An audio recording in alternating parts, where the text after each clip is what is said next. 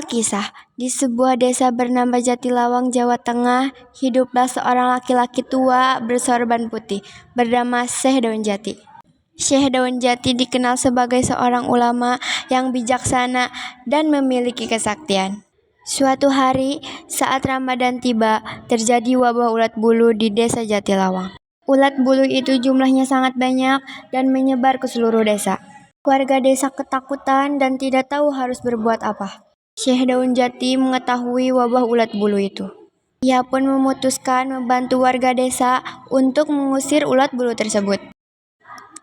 Di tengah desa, ribuan ulat bulu berwarna hitam yang hampir sebesar jempol orang dewasa tak hanya terlihat di pohon kelapa, pisang, atau pepaya, tetapi dengan cepat menempel di tembok-tembok rumah, di pintu, dan di jendela. Ulat bulu membuat udara desa Jatilawang kental dengan bulu ulat yang rontok, hingga membuat para warga bersin dan kulitnya seketika menjadi gatal. Aduh, kok banyak ulat bulu sih di sini? Iya nih, seperti bulu hewan. Oh, ternyata ada ulat bulu tuh. Pantesan gatal sekali badanku.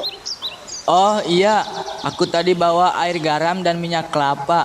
Coba olesin ke tubuh kamu deh. Mereka pun mencoba menghilangkannya dengan melulurkan air garam atau minyak kelapa ke tubuh. Tetapi rasa gatal yang makin perih membuat kulit tambah membekak. Bahkan rasa gatal itu terasa kian mencakar ke dalam jantung, seolah jantung mereka sudah penuh ulat bulu. Tak pernah terjadi wabah ulat bulu sebelumnya. Aneh betul ya, sepertinya gak pernah deh terjadi wabah ulat bulu sebelumnya. Tak bisa menepiskan bayangan buruk, para penduduk kemudian mengaitkan munculnya ribuan ulat bulu itu dengan orang-orang yang mati terbantai. Aku dengar wabah ulat bulu ini memang belum pernah terjadi sebelumnya. Apa wabah ini ada kaitannya dengan orang-orang yang mati terbantai waktu itu? Pembantaian?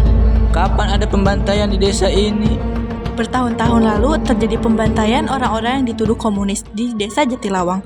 Mereka mati dengan cara paling mengerikan. Ditangkap dan diseret ke pinggir hutan jati. Sebagian ditembak, digorok, atau dihajar kepalanya hingga remuk dengan batang kayu jati. Kekejian memang tidak pernah bisa dilupakan. Oh, lalu apa kaitannya dengan wabah ini? Dalmiji, orang dekat tentara yang menjadi algojo pembantaian di kampung Jatilawang, ditemukan mati mengenaskan. Kulitnya pun penuh bintik hitam, bengkak, dan matanya terbelak. Dari kelopak matanya pun keluar puluhan ulat bulu hitam. Nah, betul tuh, beberapa orang juga ditemukan mati dengan kondisi yang sama. Setelah sebelumnya meraung-raung kesakitan, berguling-guling di tanah sembari terus menggaruki seluruh badannya. Seakan ada ulat bulu merayap di bawah kulitnya. Ajeng berjalan menyusuri desa, mencari jawaban ada apa sebenarnya di kampung Jatilawang. Lalu dia bertemu dengan sekelompok warga yang sedang membicarakan tentang wabah ulat bulu itu. Ajeng pun mulai bergabung dengan para warga tersebut. Ulat bulu ini kutukan atau orang-orang ini seperti tahun sebelum. Orang yang diserang pada pagi hari mati malam hari. Semua pepohonan dengan cepat merangas. Ribuan ulat bulu itu memakan seluruh daun yang ada. Orang-orang mengumpulkan belarak yang tersisa dan membakar ribuan ulat bulu dengan daun kelapa kering itu. Tapi ulat-ulat itu tak mati. Begitu dibakar, ulat-ulat itu justru seperti bertambah banyak. Setiap seekor ulat terbakar, dari abunya justru bermunculan banyak sekali ulat. Di tanah kosong sebelah hutan jati, seluruh warga membuat janji untuk berkumpul dan membicarakan tentang wabah ulat bulu yang semakin hari semakin menyebar. Mereka dengan khawatir mencoba untuk tenang agar masalah yang dihadapi cepat menemukan solusi yang tepat. Ulat-ulat ini seperti lahir dari kebencian. Kebencian tak pernah bisa mati oleh api. Dan penduduk Jatilawang hanya gemetar pasrah ketika menyaksikan kawanan ulat bulu itu semakin menggila jumlahnya. Ya Allah, ada apa dengan rumah kami? Kenapa banyak ulat seperti ini? Orang-orang menatap tembok rumah mereka seolah terbuat dari lempung, lembek, dan berdenyut. Ketika ulat-ulat itu bergerak pelan, gerombolan ulat menutupi seluruh jalan kampung, hingga penduduk melangkah dengan takut dan jijik, karena pasti menginjak ulat-ulat itu. Dari tubuh ulat yang mati terinjak keluar cairan hitam kental berbau menyerupai nanah. Ya Allah, kenapa ini? Ya Sri, kampung ini semakin menakutkan. Bahkan ini lebih mengerikan dari datangnya maut. Beberapa penduduk Jatilawang yang sedang memasrahkan nasibnya dengan berdoa kepada Allah, tiba-tiba melihat ada bayangan seseorang berdiri di dekat pohon jati dengan menggunakan jubah putih yang sangat panjang. Ya Allah, lindungilah kami, selamatkan kami dari malapetaka. Hei, lihatlah, siapa kan yang mencoba masuk hutan jati itu? Siapa? Hanya orang yang mau bunuh diri yang berani memasuki hutan jati itu. Malam itu, di bawah cahaya bulan yang begitu murung dan pucat, seperti mata yang putus asa, samar-samar terlihat seseorang berdiri di atas lembah daun jati dengan menggerakkan ringan. Orang itu menembakkan selempang sorbannya ke arah pepohonan jati, dan seketika gerombolan ulat bulu hitam langsung lenyap. Sosok yang berdiri di atas lembah daun jati itu terus menggerakkan seperti menghantam dan menampar kekosongan udara.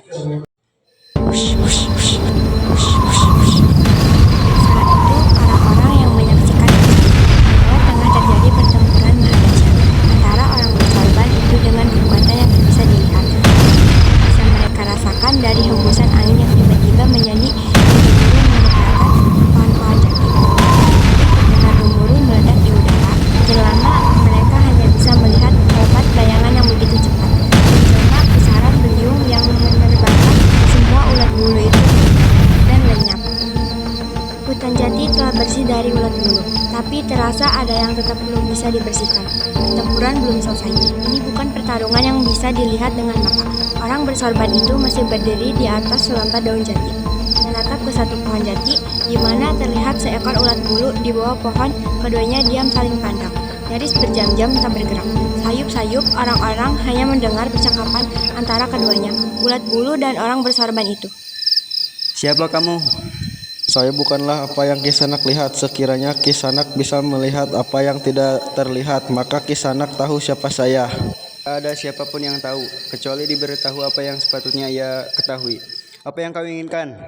Hanya mereka yang terikat dunia yang memiliki keinginan. Kalau begitu, hentikan kemarahanmu. Saya tak lagi memiliki kemarahan, Kisanak. Wabah ini hanya menyengsarakan semua orang. Apalah arti kesengsaraan bagi orang yang mengharapkan keadilan, Kisanak? Mereka sendiri yang membuat wabah itu. Allah Maha Pengampun, maka mulialah orang yang memaafkan. Memaafkan bukan berarti meniadakan kesalahan. Keadilan hanya mungkin ada bila kesalahan tidak hanya dimaafkan. Kita tak berhak menghakimi kesalahan orang. Dan itu pada orang-orang yang melakukan pembantaian, Kisanak. Tapi tidak semua orang mesti menanggung kesalahan. Diam dan membiarkan terjadinya kejahatan adalah kejahatan orang-orang yang lemah iman. Tuhan tidak tidur. Saat ini berilah kesempatan orang-orang itu berpuasa dengan tenang. Apakah mereka juga berpuasa dari kebencian? Lalu keheningan yang panjang dan bagai tiada akan pernah berakhir menaungi hutan jati itu. Lalu ulat bulu masih menggelantung di ranting, sedangkan orang bersorban itu berdiri di atas lembar daun jati. Tak ada suara apapun yang terdengar. Percakapan keduanya seperti hanya terjadi dalam batin masing-masing. Ini memang bukan perkelahian raga, tapi pertempuran batin. Tak terlihat lagi ulat bulu itu. Hanya ada kepompong yang tergelantung. Kemudian perlahan kepompong itu merekah dan keluar seekor kupu-kupu yang langsung terbang di bawah temeran cahaya bulan yang bagai tergetar oleh kepakan sayap kupu-kupu itu. Kalian tenang saja, wabah ulat bulu itu sudah musnah. Wabah ini adalah bentuk keadilan dari para arwah korban pembantaian. Oh, jadi ulat bulu itu adalah arwah korban pembantaian. Ya, benar. Mereka datang untuk menuntut keadilan. Lalu, adakah yang perlu kita lakukan, wahai Syekh? Kita hanya perlu mendoakan arwah para korban pembantaian itu dan memohon pertolongan dari Allah Subhanahu wa taala. Warga desa pun setuju untuk mengikuti saran Syekh Daun Jati.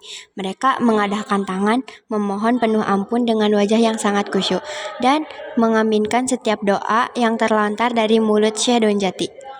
Ya Allah, kami memohon ampunan kepadamu atas dosa-dosa yang telah dilakukan oleh para leluhur kami. Kami juga memohon ampunan kepada para arwah korban pembantaian.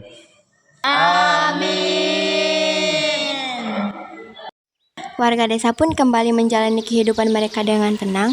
Mereka pun tidak pernah lupa untuk menghormati para arwah korban pembantaian. Orang-orang tak pernah tahu dengan pasti siapa gerangan orang bersorban itu. Mereka hanya menyebut sebagai Syekh Daun Jati karena telah menolong mereka dari serangan balas dendam para arwah pembantaian. Time like the edge